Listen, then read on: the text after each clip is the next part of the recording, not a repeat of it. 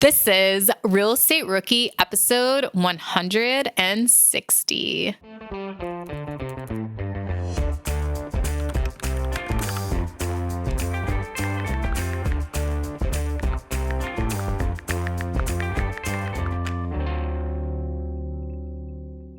My name is Ashley Kerr, and I am here with Tony Robinson.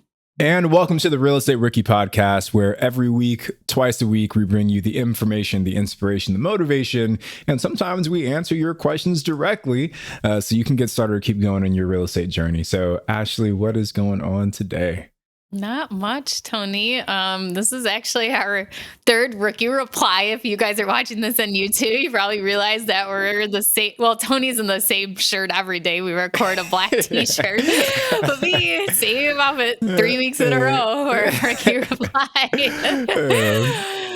So I'm not really sure what other small talk we could fake since we already Well, I actually have one. So my Louisiana house, my house in Louisiana, all of you know about it. It is under contract for a third time right now, and feels like we're inching closer to actually being able to close this one. So we just got the buyer's request for repairs, so we're giving them a credit for that.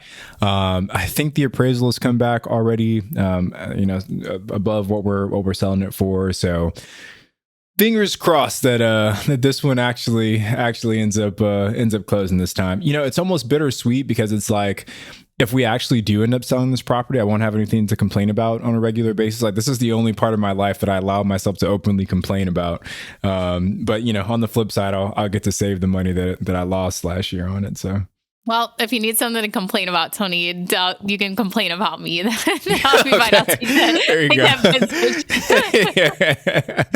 Ashley, her laugh, it's always overpowering the podcast. Fair enough. Okay. Well, I'm very excited for you to hopefully have that property to the end. And I think this is actually a very valuable lesson to anyone listening as to, okay, there's, you might have bad investments, but also as people trying to buy properties, this person that's buying this property from you probably doesn't know, they know you want to get rid of it, but probably don't know the extent of like what you'd be willing to do to get rid of this property. So like, if they said, Tony, we need a left leg, I would give them my left leg. Yeah, like the repair list, you're just giving them a credit. Did you even try to like dispute it or anything? For what reason? Right. They probably going to ask for a lot more, and you would have just said like, okay, yeah, go ahead. Yeah. At this point, I'm willing to pay them to take it off of my hands, so. Okay, so if it comes onto the market for a fourth time, you guys know. You can pretty much ask me for anything, and I'll say okay. Yeah. Okay, so we have another question from my DMs. You can send me a DM at Wealth from Rentals. You can send one to Tony at Tony J. Robinson on Instagram, or you can leave a message on our voicemail box at 1-888-5-ROOKIE. And those voicemails actually get emailed directly to Tony and I. So we do listen to them, and we do get to play some of them here on the show for you. So today's question is from AJ Seaton. Hi, Ashley. I enjoy the podcast. Here's the question and scenario I have. Let's say I borrow from the bank to purchase a rental property. Then I borrow money from family or friend for the down payment. What's the best way to pay back the family friend the down payment? For easy math, the home is $100,000 purchase price. The bank will be putting $80,000, holding the mortgage for that. A family friend would be paying me or giving me $20,000 to borrow. Let's say I pay $1,000 as a fee, so I owe them a total of $21,000. What's the best way to be able to still cash flow the property and pay them back? So the first thing I think of is if you are borrowing from a bank for a rental property, make sure that for the down payment, you are allowed to borrow money and that you don't have to use your own money. If you're doing an FHA loan, they do require you to use your own money. Some conventional loans, you could go to the commercial side where they usually don't care at all where the money is coming from. But just make sure that is clear with the bank that you are allowed to borrow for the down payment. You can, if you are not allowed to borrow for the down payment, you can receive money from family and friends, but you will have to have a gift letter written. So the letter is stating that, say your mom gave you $20,000 for the purchase of this property, and it is a gift and does not need to be repaid back. So that's something that can be done if you do need to get that down payment gifted. So, for saying $1,000 fee. So what you work out with the family members is, or your friend is doing a kind of a payment plan and making sure that just works into your number. So say your mortgage on this property is $500 per month, and you are going to pay back your family the balance plus maybe 3% interest or something like that.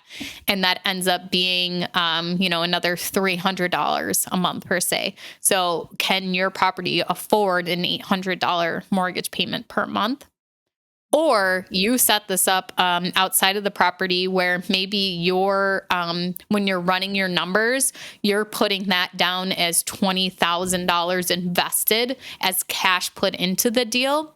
And then that way you can see what your cash on cash return is. And then the money you're actually paying back your family is coming out of maybe your W-2 income, coming some out of the cash flow of that property. So there's different ways to kind of analyze it and look at it. But check out BiggerPockets.com and go to the tools and the rental property analysis. And you can run, especially if you're a pro member, you can run reports as many times as you want. So run it different ways and different scenarios and see how it actually ends up.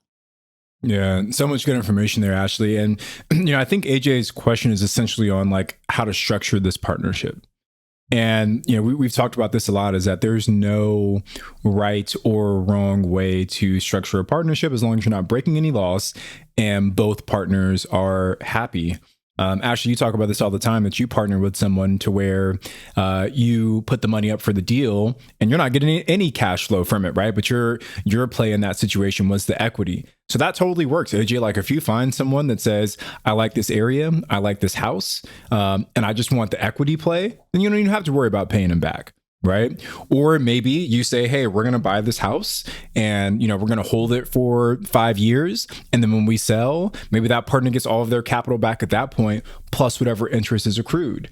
Or, hey, we're going to say, hey, AJ is managing the property on a daily basis.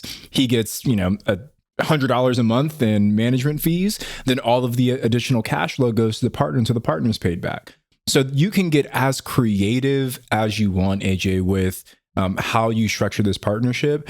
At the end of the day, all that matters is that you and the partner are both happy and that the property itself can produce a positive return.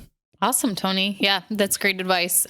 So that's the hard thing, though, is that there's so many different ways to do a real estate investing, so many different ways to get money, so many different ways to structure a partnership. And really, it's just making sure it's legal and that it works for you and your partner. And also feel free to post in the Real Estate Rookie Facebook group of, maybe some options that you're thinking of doing for this partnership, and put it in there and just get people's opinion and advice on it there of ways you're thinking of structuring it. Tony, anything else to add? No, I think we hit it all, Ash. I'm excited to see where this one turns out, AJ. So if you do get that deal under contract, just shoot us a note. Actually, AJ, do me a favor. Go into the Real Estate Rookie Facebook group that Ashley just mentioned. And when you do finally buy this property, just drop a little comment or drop a post in there. Let us know how you actually end up structuring it. Yeah. Well, thank you guys so much for listening. I'm Ashley at Wealth from Rentals, and he's Tony at Tony J. Robinson on Instagram. And we'll be back on Wednesday with a guest. And let's hear something from BiggerPockets that will provide you guys, the rookies, so much value.